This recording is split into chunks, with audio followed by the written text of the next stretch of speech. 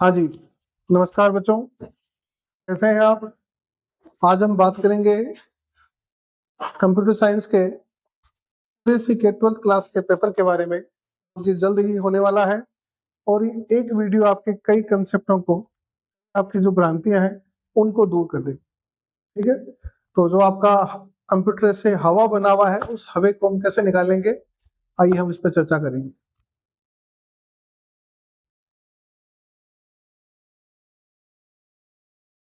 तो अपना जो सिलेबस रहेगा आज का, डेटाबेस के कंसेप्ट रहेंगे। अपना जो मुख्य टॉपिक भी रहेगा वो डेटाबेस का रहेगा। तो अपन इसी पे शुरू करते हैं। Database,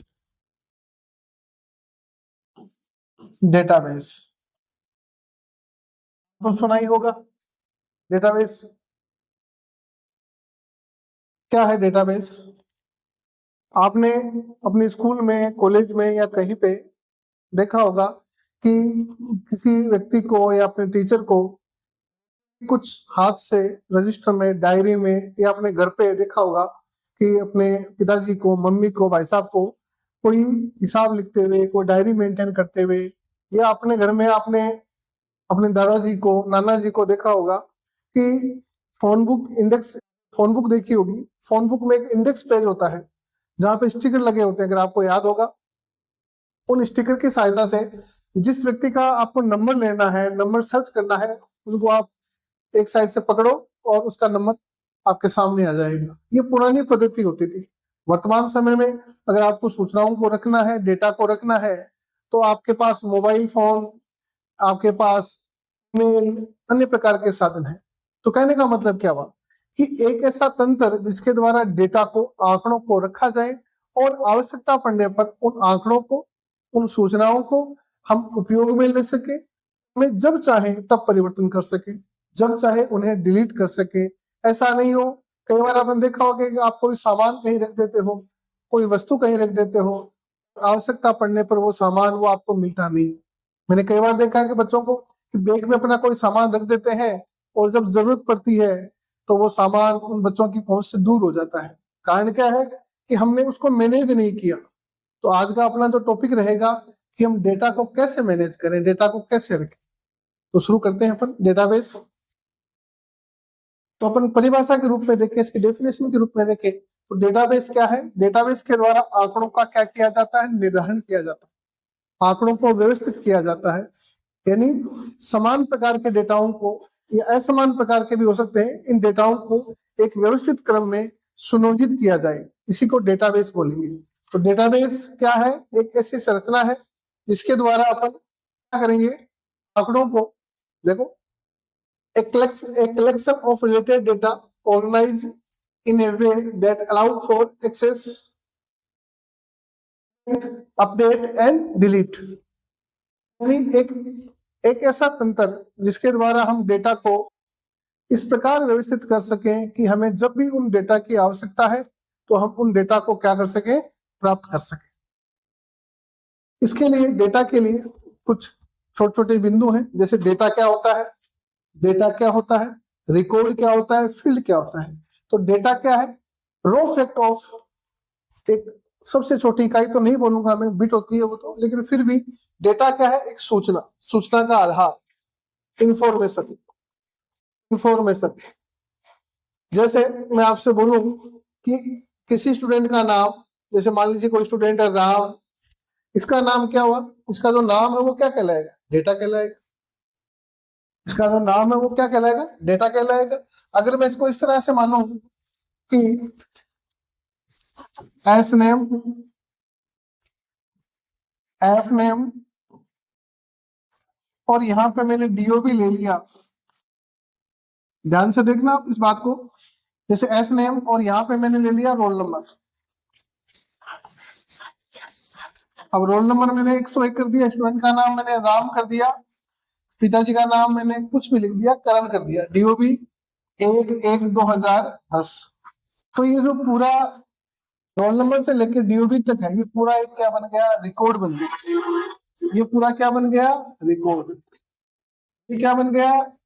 data. और इनको अपन क्या बोलेंगे? फील्ड। फील्ड इनको अपन क्या बोलेंगे? फील्ड या column name. Field, column name, इनके बारे में अपन आगे भी चर्चा करेंगे। ये केवल मैंने आपको परिभाषा के लिए बताया कि डेटा क्या है, रिकॉर्ड क्या है, और अपना क्या है, कॉलम या फील्ड क्या है। अगर ये पूरी स्ट्रक्चर है, इस पूरी स्ट्रक्चर को बोलेंगे अपन टेबल। इस पूरी स्ट्रक्चर को क्या बोलेंगे? टेबल। टेबल का मतलब जिसमें रो और कॉलम दोनों बने हो, जिसमें रो और कॉलम दोनों बने हो। इसके अलावा अगर बहुत सारी टेबल, जैसे एक ये टेबल है, एक ये टेबल है, ऐसे बहुत सारी टेबल है, इन टेबलों को मिला दिया जाए तो एक फाइल बन गई, या एक क्या बन गया? डेटाबेस। क्लियर है? फिर से देखें अपन कि यहाँ रोल नंबर क्या, रोल नंबर को क्या, रोल नंबर क्या कहलाएगा अपना? क्या कहलाएगा? हाँ जी, रोल नंबर कहलाएगा अपना डेटा। रोल नंबर कहलाएगा डेटा। तो है एस नेम, ये भी क्या कहलाएगा? डेटा। एफ नेम, ये भी क्या कहलाएगा? डेटा। डीओबी, ये भी क्या कहलाएगा? डेटा।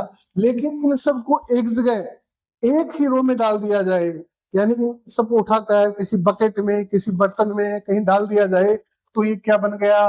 रिकॉर्ड बन गया।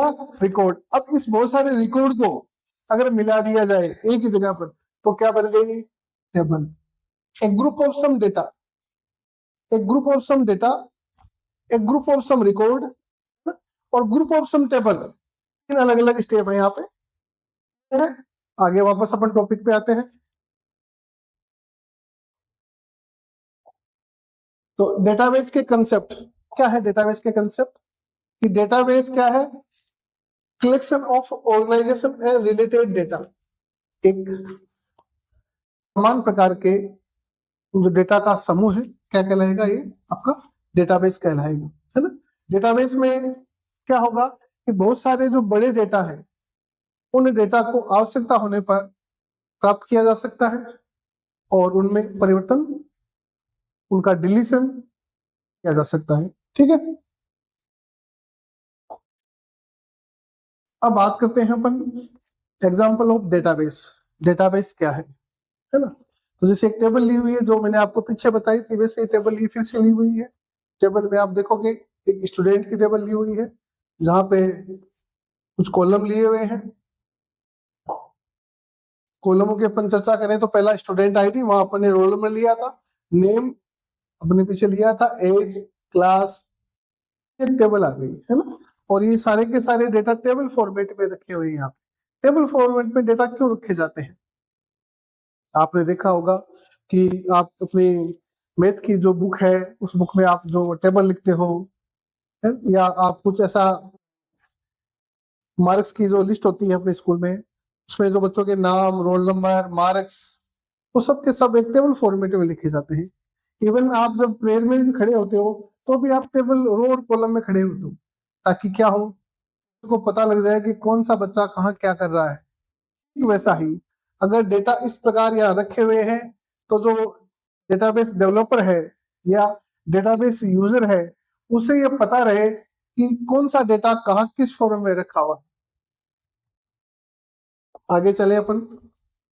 डेटाबेस की आवश्यकता क्या हुई? सिंपल सी बात है, डेटाबेस की क्या आवश्यकता हुई?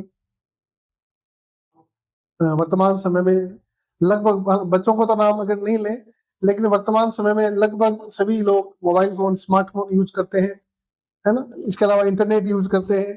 तो पुराने समय में जो डेटा हम मैन्युअली काम में लेते थे, नोटबुक और पेन से काम में लेते थे, उनके स्थान पे अपन ने इन डेटाओं को कहाँ रखना शुरू कर दिया? इन डेटाओं को अपन ने कंप्यूटर पर, नोटबुक और पेन के स्थान पे अपना कंप्यूटर और माउस आ गया, कीबोर्ड आ गया, और के स्थान पर इन डेटाओं को अपने इंटरनेट पे रखना शुरू कर दिया। इंटरनेट पे डेटाओं को रखने से क्या फायदा हुआ कि कोई डेटा आपको कहीं चाहिए, तो ये नहीं कि जैसे मान लीजिए किसी को डेटा चाहिए, वो बोलेगा कि मेरा डेटा तो मेरे ऑफिस में पड़ा है, और मैं कल ऑफिस जाऊंगा या परसों जाऊंगा तब दूंगा। अगर डेटा आपके पास इंटरनेट पे है, आपका डेटा आपके कहीं पास है, तो वहीं बैठे उस डेटा को आप एक्सेस कर सकते हो। डेटाबेस का सबसे बड़ा फायदा तो यही है, जब चाहे उसमें बदलाव कर सकते हो। तो क्या है इसके आवश्यकता, नीड क्या है, पहला क्या है, एफिशिएंसी डेटा स्टोरेज। डेटा को अपन इस प्रकार से स्टोरेज कर सकें कि आवश्यकता पड़ने पर कितनी बड़ी साइज उसमें अपन कितना ही डेटा उसमें डाल सके, उसकी लिमिटेशन नहीं है, कितने ही डेटा को किसी भी फॉर्मेट में डाल सकते हो। उसके बाद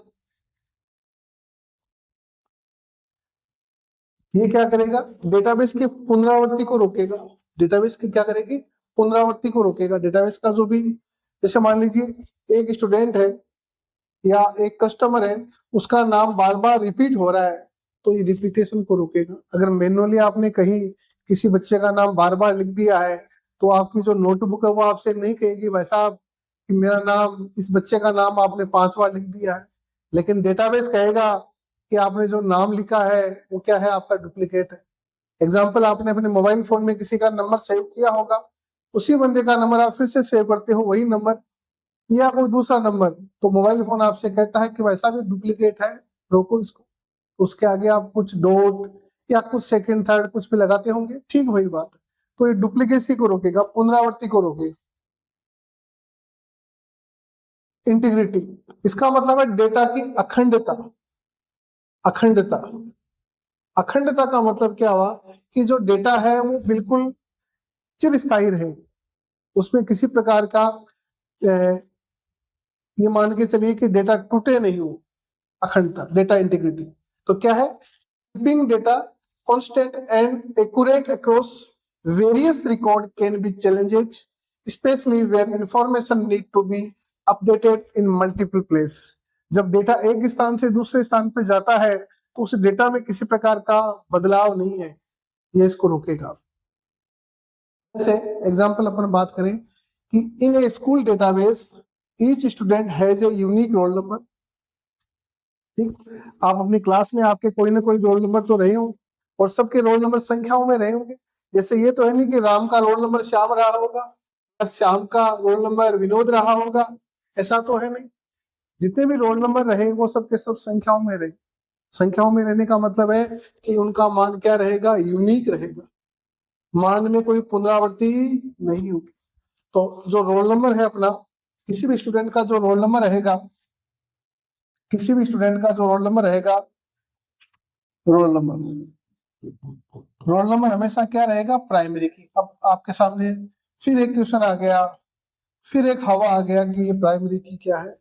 हालांकि इसके चर्चा हम आगे की में करेंगे, फिर भी मैं थोड़ा सा बता दूं आपको कि प्राइमरी की एक की है इसके द्वारा यूनिक वैल्यू को, यानी जिनके मान में पुनरावृत्ति नहीं हो उनको, जैसे रोल नंबर है आपका या कोई इंडेक्स है, आपका सीरियल नंबर है, उनको हमेशा प्राइमरी की में दर्शाया जाता है। तो फिलहाल आप ये ध्यान रखो कि प्राइमरी की में किसी भी वैल्यू की पुनरावृत्ति नहीं होती है। ठीक है, तो यहाँ पे अपन वापस वही करें कि स्कूल के डेटाबेस में इस प्रत्येक स्टूडेंट का क्या होगा, एक रोल नंबर होगा, और स्टूडेंट का रोल नंबर सेम नहीं होगा। ये बात हमें इस डेटा इंटीग्रिटी के द्वारा पता चलती है कि डेटा में क्या नहीं हो रही है, पुनरावृत्ति या उसकी अखंडता को कम नहीं किया जाता है। नेक्स्ट अपन चले, डेटाबेस मैनेजमेंट सिस्टम। अब डेटाबेस के बाद पीछे अपन ने पढ़ा डेटाबेस, डेटाबेस, और डेटाबेस के बाद हमें आवश्यकता पड़ती है डीबीएमएस की। होता है डीबीएमएस जैसा नाम, तो सबसे पहले इसकी फुल फॉर्म यहाँ लिखी हुई होगी, database management system. Database management system या सॉफ्टवेयर भी बोल सकते हो, हालांकि वैसे तो है क्या ये, इस डेटा को रखने के लिए हमें क्या चाहिए, कुछ ऐसे सॉफ्टवेयर चाहिए। इस सॉफ्टवेयर को अपन डीबीएमएस बोलते हैं, डेटाबेस मैनेजमेंट सॉफ्टवेयर। यानी आपने जो डेटा रखा, जैसे आपके मोबाइल में फोन बुक है, इंस्टाग्राम, फेसबुक, सोशल मीडिया आप जो भी चलाते हो, वो डेटा कहीं ना कहीं तो सेव होता होगा। रात को 2 बजे भी आप लाइक करते हो, शेयर करते हो, कमेंट करते हो, तो वो डेटा कहीं ना कहीं तो जाके सेव होता होगा। तो वो जहां सेव हो रहा है, वो सेव कहाँ हो रहा है, किसी सॉफ्टवेयर में हो रहा है, और उस सॉफ्टवेयर का ही एक प्रकार है आपका डीबीएमएस। बहुत सारे सॉफ्टवेयर हैं। डीबीएमएस के द्वारा अपन क्या कर सकते हैं, वही काम जो पीछे कि क्या कर सकते हैं, क्रिएट, मैनेज, इंटरेक्ट, ये काम कर सकते हैं जो पीछे अपन ने की। डेटाबेस में जो काम हो सकते हैं वही किस में हो सकते हैं, उसमें। इसके की कंसेप्ट क्या क्या फीचर है, वही है कि ऑर्गेनाइजेशन के लिए है, इसमें मैनिपुलेशन कर सकते हैं, मतलब परिवर्तन कर सकते हैं, डेटा की इंटीग्रिटी बनाए रखता है, डेटा की सिक्योरिटी बनाए रखता है। सिक्योरिटी वाला बड़ा इशू है ना। जैसे मान लीजिए आपने मैनुअल कोई नोटबुक है या अपना कोई हिसाब है या किसी साहूकार का कोई बही खाता है या किसी बैंक का कोई रिकॉर्ड है या मान लीजिए कोई बैंक है या कोई भी ऐसा विभाग है, उस विभाग का जो भी काम है वो मैनुअल हो रहा है। अब ऐसा मैनुअल काम हो रहा है तो कोई भी बंदा गया वहां से मैनुअल से वो रजिस्टर या जो पेज है या नोटबुक उसका एक पेज निकाला और उस पेज को एडिट किया, अपडेट किया, क्या किया, उसमें से जो भी निकाला या नोटबुक ही लेके चला गया, एक खाता ही लेके चला गया, क्या होगा, रिकॉर्ड का कोई सिक्योरिटी वाला रहेगा कि नहीं रहेगा। लेकिन अगर आपका ये जो डेटा है वो आपने इस डीबीएमएस में डाल रखा है तो उस डेटा को 99.9% अपने से डिलीट नहीं कर सकते। हाँ, कोई हैकर कर ले वो बात अलग है, लेकिन अपन मुख्यतः ये नहीं कर सकते कि वो डेटा अपना क्या हो गया, डिलीट हो गया। तो सिक्योरिटी डेटा का इस डीबीएमएस का मुख्य की है। उसके बाद डेटाबेस का बैकअप लेना और रिकवरी करना। कई बार आप, मैं मोबाइल फोन की ज्यादा यूज करूंगा क्योंकि क्लास भी शायद आप मोबाइल से ही देख रहे हो या लैपटॉप से देख रहे हो। कई बार आपके लैपटॉप में या मोबाइल में किसी कारणवश कोई ऐसी तकनीकी दिक्कत आ जाती है जिसकी वजह से आप बोलते हो कि इसका डेटा करप्ट हो गया, आप बोलते हो इसका बैकअप ले। अगर आपके पास नोटबुक है और नोटबुक का कोई पेज कहीं चला गया तो आप उसका बैकअप ले सकते हैं क्या? उसको ढूंढते रहो कि कहाँ, किस दिशा में वो हवा में उड़ के गया है, आपको मिल ही नहीं पाएगा वो। लेकिन अगर आपके पास डेटाबेस डीबीएमएस है तो आप उसका बैकअप ले सकते हो, उसको रिस्टोर कर सकते हो। बैकअप और रिस्टोर तो मोबाइल की दुनिया के बच्चे हो, आपने सुने ही होंगे, बिल्कुल वही काम है। यानी आप डीबीएमएस के बारे में जानते हो, फर्क क्या है कि आपने उनके बारे में अभी पूरा प्रैक्टिकल काम नहीं किया, इसलिए वो शब्द आपके लिए नए लग रहे हैं। अब कुछ सॉफ्टवेयर है डीबीएमएस के, जैसा MySQL, MS Access, Access आपने सुना होगा, ओरेकल, ठीक है, DB2 और माइक्रोसॉफ्ट एसक्यूएल सर्वर, ये कुछ ऐसे सॉफ्टवेयर है। इसके अलावा एक्सेल भी अपन लेते हैं, लेकिन एक्सेल को पूर्णतः डेटाबेस नहीं मान सकते अपन, सबको तो अपन मान सकते हैं, ठीक है। उसके बाद डीबीएमएस की कुछ विशेषताएं, क्या क्या विशेषताएं हैं डीबीएमएस की, देखें।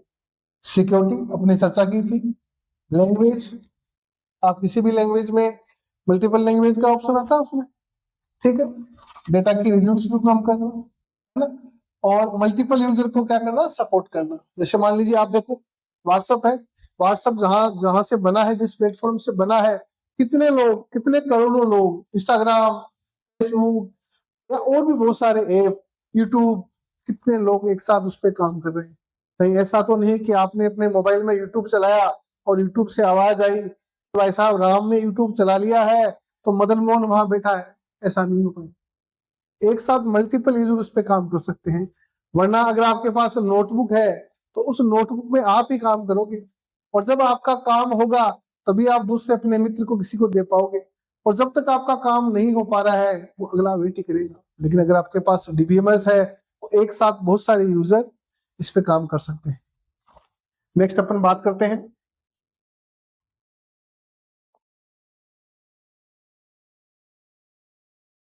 आरडीबी। क्या होता है आरडीबी? Relation database.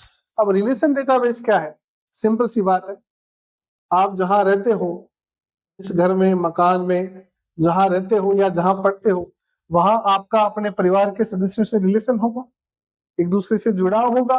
वही जुड़ाव यहाँ एक डेटा का दूसरे डेटा से है।